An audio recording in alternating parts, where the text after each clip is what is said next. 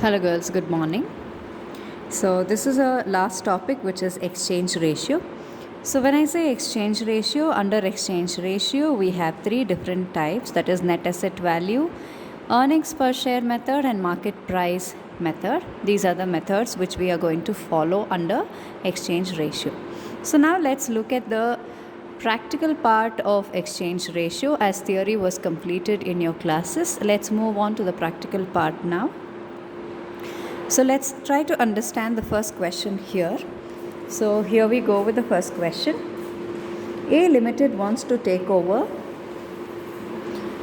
B Limited, which means company A wants to take over B company, and the financial details of both the companies are given. So here you have A company's detail and this is B company's detail. So let's see what is given. Equity shares of 10 rupees each is given. Preference share capital is there. Share premium is also there. And we also have profit and loss account details. Plus we have 10% debenture, and total liabilities are given for both the companies. And if we look at assets, we have fixed assets, current assets, and total assets are also given. Profit after tax and preference dividend is also given. Market price per share is also given. So let's see what is asked in the question. So you are required to determine the share exchange ratio to be offered to the shareholders of B Limited, which means they are trying to, they are asking you to identify the offer, okay, exchange ratio to be offered to the shareholders of B with three methods. One is net asset, EPS, and market price method, okay, which should be preferred from the point of view of A Limited. So this is the question. Got it? So let's try to look into the answer. Here we go with the answer.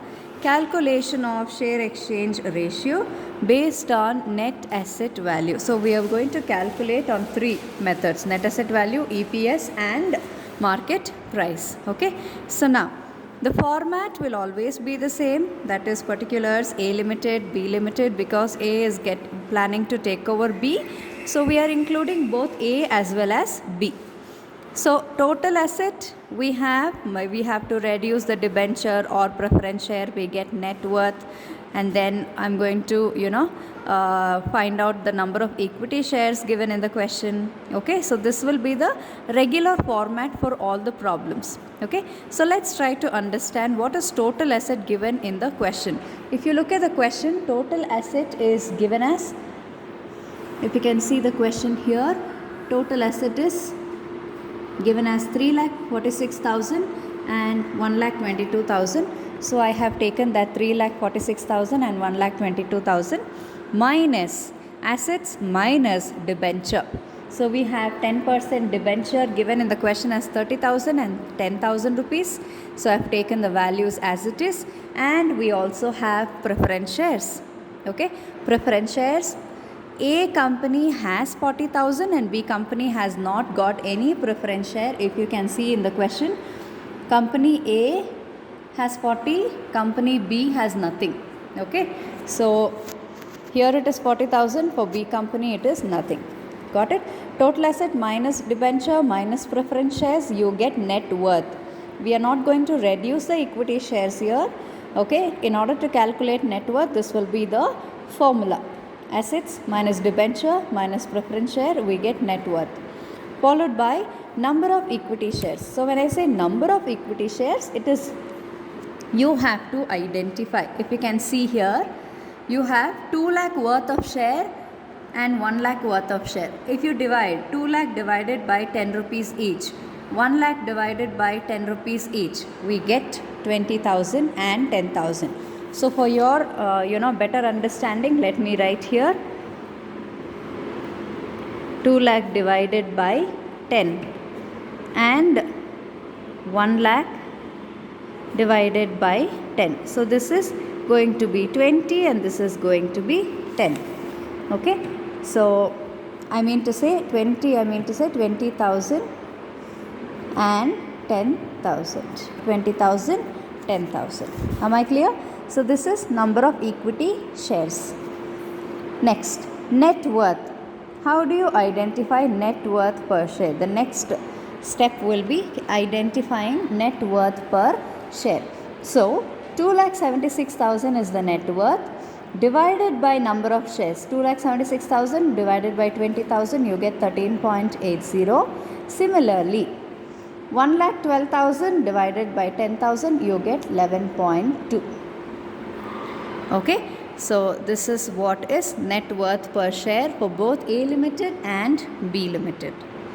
Okay, the next step, share exchange ratio. We have to identify share exchange ratio under net asset value method. So B Limited divided by A Limited. The formula will be B divided by A.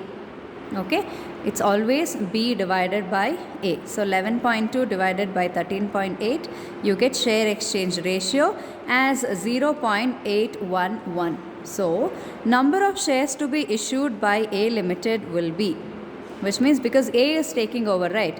So number of shares to be issued by A Limited will be 10,000 into 0.811. Okay, so therefore they're going to issue 10,000 into 0.811. You get 8,100. So this is according to net asset method. Am I clear? Followed by the second question is according to EPS method. Okay, share exchange ratio according to EPS method we will learn.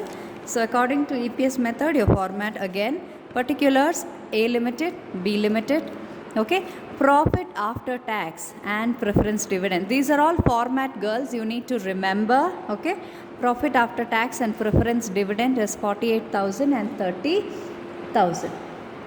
So if you ask me from where I took 48 and 30, it's given in the question itself, which is profit after tax and preference dividend, 48,000 and 30,000. Number of shares, of course, in the previous step we calculated as 20,000 and 10,000 number of shares. Now divide. Earnings per share will be 48,000 divided by 20,000 is 2.4.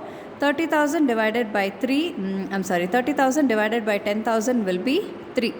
Okay, so share exchange ratio, simple. As I told you, under first net asset method as well, we divided B by A. Here as well, I'm going to divide B by A. That is 3 divided by 2.4. Therefore, share exchange ratio is 1.25. Okay, this is now, therefore, the number of shares to be issued will be 10,000 into 1.25 is equal to 12,500. This is according to second method, which is earnings per share method. These are all formats you have to remember. Now, let's try to understand the last step, which is according to the market price.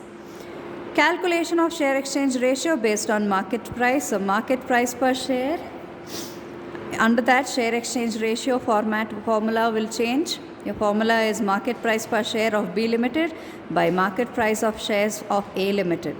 So what is market share of price in the question? In the question, if you can see, market price per share is 24 and 27. Okay, so let me divide directly 27 by B Limited by A Limited. 27 by 24, we get 1.125. Now let me multiply that 10,000 into 1.125, we get 11,250. So finally, the conclusion will be A Limited should prefer the share exchange ratio between net asset value, as it has to issue minimum number of shares, that is 8,100 in that case, which means among 3 different methods. What was the first method? First method was on net asset method. What was the second method? Second method was EPS method. Third method was market price method. Whichever is least, you're going to consider that. So when I look at the least value, 8,100, which is the first method, is 8,100. So therefore, I am considering the first method, which is 8,100. Okay. So this is your first problem.